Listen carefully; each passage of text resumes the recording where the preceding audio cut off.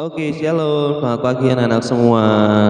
Pagi hari ini sertai saja kita semua untuk menyembah, meninggikan nama Tuhan. Karena kita percaya bahwa harapan kita ada di dalam Tuhan, nanti harapan kita tidak akan pernah mengecewakan. Oh, thank you Jesus, we worship you Lord.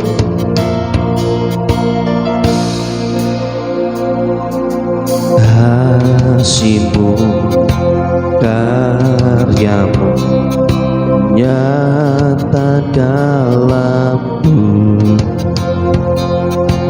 Kau pegang hidupku dalam tangan-Mu.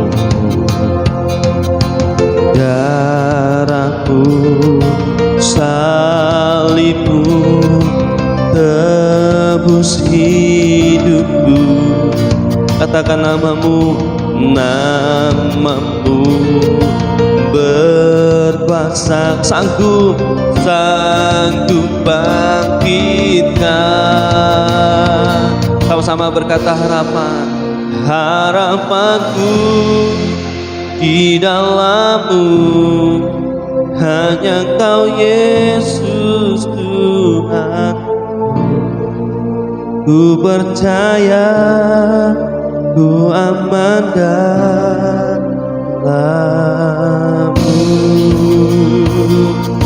Mari sama-sama kita bersorak menyembah Tuhan. Kasih karya-Mu, karya-Mu nyata dalam. Kau pegang hidupku dalam tangan. Katakan sama-sama, darah-Mu, salib-Mu tebus hidupku. Namamu berkuasa, sanggup bangkitkan. Harapanku di dalam-Mu, hanya Kau Yesus kuatku. Ku percaya, ku aman dalam-Mu. Katakan harapanku di dalam-Mu, hanya Kau Yesus kuatku. Ku percaya, ku aman dalam-Mu.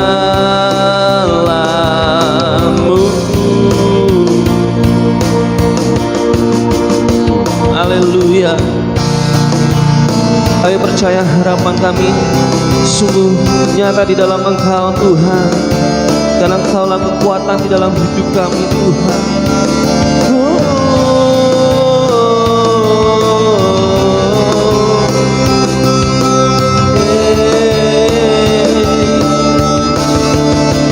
Pernah gagal rencanamu, terangi jalanku, kuasa-Mu sempurna. Pengharapanku takkan hilang, bab masa depanku Kau sediakan. Tak pernah gagal rencana-Mu, terangi hidupku, kuasa-Mu sempurna. Pengharapanku takkan hilang, bab masa depanku dalam-Mu. Di dalam-Mu, hanya Kau Yesus kuatku. Ku percaya, ku aman dalam. Yang percaya bersama-sama berkata, harapan di dalam-Mu. Hanya Kau Yesus kuatku. Ku percaya, ku aman dalam-Mu.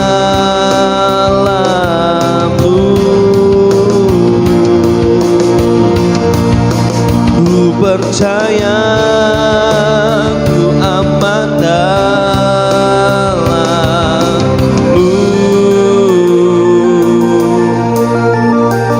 Ku percaya, ku aman dalam-Mu.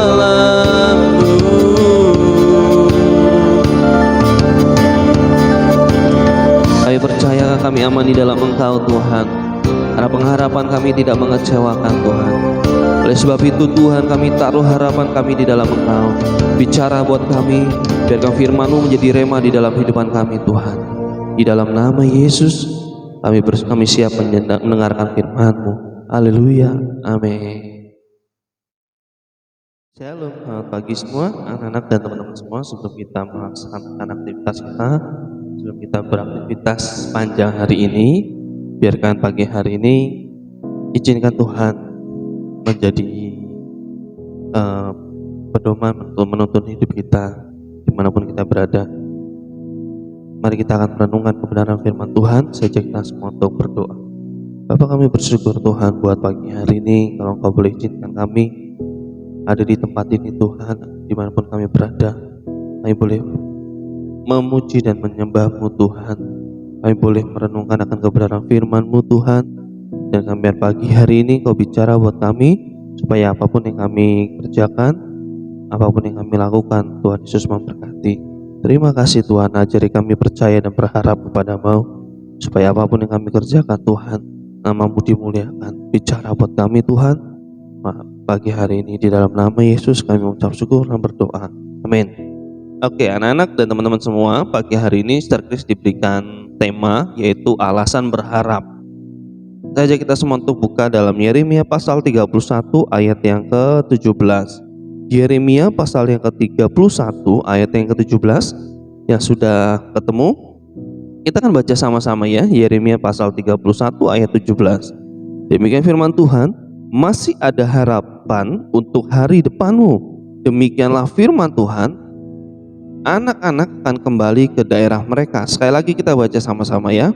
Masih ada harapan untuk hari depanmu. Hari depan kita masih ada harapan. Demikianlah firman Tuhan, anak-anak akan kembali ke daerah mereka. Alkitab tadi berkata bahwa harapan kita masih ada harapan masa depanmu. Anak-anak dan teman-teman, kita akan merenungkan kebenaran firman Tuhan di satu ayat ini dalam Yeremia pasal 31 ayat yang ke-17. Ada sebuah kalimat bijaksana tentang harapan.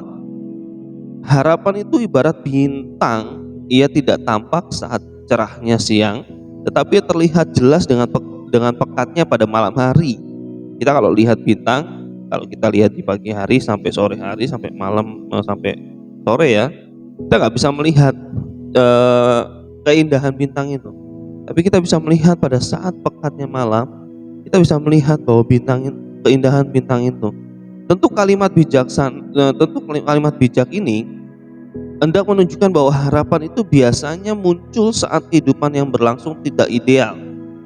Entah dalam ketakutan, kekhawatiran, kecemasan, bahkan kesukaran. Hal serupa terjadi dengan Israel sebagaimana nubuatan Nabi Yeremia setelah mengingatkan bangsanya tentang berbagai hukuman Tuhan atas ketidaktaatan umatnya. Pada akhirnya Yeremia menyampaikan kabar selamat sebagai harapan yang akan datang. Perhatikan baik-baik, sekalipun Yerusalem hancur, mengalami pembuangan, penderitaan, dan didikan Tuhan yang keras, tetapi pengharapan akan Tuhan senantiasa ada di tengah umat itu, di tengah umat orang-orang Israel. Yeremia menyerukan tentang adanya harapan akan masa depan. Jadi Yeremia menyampaikan kepada umat Tuhan Israel, walaupun keadaannya Yerusalem hancur, walaupun mereka mengalami pembuangan, walaupun mereka mengalami penderitaan, tapi Yeremia terus menyampaikan dengan kata harapan. masih ada harapan, masih ada harapan. Yakin dan percaya apapun teman-teman dan anak-anak kita alami hari-hari ini, yakin dan percaya bahwa masih ada harapan. Pertanyaannya, kita taruh harapan kita ke siapa? Kita taruh harapan kita kepada dunia atau kita taruh harapan kita kepada Tuhan, Sang Pencipta? Kalau kita taruh harapan kita kepada dunia, saya mau berkata 100% semua akan sia-sia. Tapi kalau kita taruh harapan kita kepada Tuhan, percayalah kepada firman Tuhan, harapan tidak akan pernah mengecewakan. Perhatikan baik-baik lagi. Ketika Yeremia menyampaikan kebenaran firman Tuhan, menyampaikan harapan ini kepada umatnya Tuhan, ini terbukti ketika waktu mereka dapat kembali dari pembuangan dan membangun kembali Yerusalem di bawah kepemimpinan Ezra dan Nehemia. Situasi ini mengingatkan kita kepada perkataan John Wesley. Jadi John Wesley pernah berkata gini, dunia mengharapkan yang terbaik, tetapi Tuhan memberikan pengharapan yang terbaik. Sekali lagi, dunia mengharapkan yang terbaik, tetapi Tuhan memberikan pengharapan sebenarnya paling terbaik. Gak ada orang di dunia ini yang bisa memberikan harapan tepat ya. Hanya ada satu pribadi, namanya Tuhan Yesus. Benarlah bahwa pengharapan akan Tuhan begitu jelas terlihat dalam situasi yang tidak ideal. Seringkali teman-teman dan anak-anak, seringkali kita ini dihadapkan dengan situasi yang tidak ideal, dan pengharapan itu datangnya pada saat itu. Jadi gini, ada banyak orang yang mengalami goncangan, ada banyak orang yang mengalami penderitaan, ada banyak orang yang mengalami permasalahan, tapi malah justru pengharapan itu datangnya pada saat itu. Kenapa? Karena Tuhan itu memberikan kita nih sebuah challenge. Tuhan memberikan kita ini sebuah didikan. Pada saat kita ini terpojok, bukan berarti gini, oh berarti pada saat saya kondisi senang Tuhan nggak memberikan pengharapan. Enggak. Percayalah teman-teman dan anak-anak semua, karakter kita, sifat kita itu terlihat pada saat kita ini terintimidasi, pada saat kita ini tertekan. Nah, pada saat kita ini tertekan, terintimidasi, pertanyaan akan muncul adalah, kepada siapa kamu berharap? Pada siapa kamu meminta pertolongan? Ya. Dan percayalah, Tuhan alasan kita untuk berharap. Gak ada orang di dunia ini yang bisa memberikan pengharapan, karena banyak orang-orang di dunia ini yang harapannya palsu, ya. Apalagi kita seringkali dihadapkan dengan orang-orang yang jargoni, bisa ngajar tapi nggak bisa ngelakoni. Artinya gini, ayo percaya pada Tuhan, tapi pada saat dia mengalami goncangan, pada saat dia mengalami masalah, dia justru larinya nggak ke Tuhan, dia justru larinya kepada dunia, justru larinya kepada orang-orang, dia cerita. Dan itu sebetulnya tidak memberikan pengharapan, justru dia akan memberikan penghancuran dalam hidupnya dia. Oleh sebab itu teman-teman dan anak-anak semua, mari percaya pagi ini bahwa harapan kita adalah kepada Tuhan. Anak-anak, boleh jadi saat kita berjuang dan bergumul dengan banyak persoalan hidup seperti ekonomi, keluarga, pekerjaan, kesehatan, dan lain-lain, dalam semua pergumulan kita, percayalah dan taruhlah harapan kita kepada Tuhan, dan jangan pernah sirna harapan itu. Kenapa? Karena Tuhanlah sumber jawaban dalam hidup kita. Yang percaya berkata amin. Harapan Tuhan akan senantiasa menuntun kita kepada masa depan yang lebih baik. Kita ada dalam rancangan terbaik, yaitu kasih-Nya. Alkitab berkata, rancanganku adalah rancangan yang terbaik. Ku di sini bukan manusia, tapi ku di sini adalah Tuhan. Rancangan Tuhan adalah rancangan yang terbaik untuk mendatangkan masa depan yang baik, maksudnya untuk mendatangkan masa depan yang cerah pada setiap kita. Jadi anak-anak, percaya apapun yang kita alami hari-hari ini, taruhlah masa depanmu, taruhlah harapanmu kepada Tuhan. Amin. Dan jangan pernah izinkan hidupmu keluar dari janji-janji Tuhan. Dan saya selalu berkata, apapun masalah dan pergumulan, jangan pernah jual iman percayamu kepada dunia. Mari kita berdoa. Terima kasih Tuhan buat setiap kebaikan-Mu di dalam hidup kami Tuhan. Ajari kami tetap percaya dan berharap kepadamu, dan kami percaya kehendak-Mu lah yang jadi di dalam hidup kami. Terima kasih Tuhan, terima kasih Bapa. Berkati sepanjang hari ini dalam pekerjaan pelayanan kami, studi kami, dimanapun kami berada, dan kiranya nama-Mu dimuliakan dan ditinggikan. Di dalam nama Yesus kami bersyukur dan berdoa. Haleluya.